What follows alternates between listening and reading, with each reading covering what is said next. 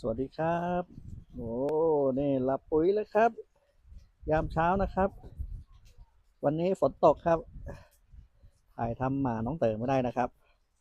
นี่นอนหลับปุ๋ยกันเลยโอ้โหเนี่ยเจ้ามะพร้าวนะครับมะพร้าวกับมะขามเนี่ยหาวปากเลยเอที่นอนอันนุ่มนะครับโอ้โห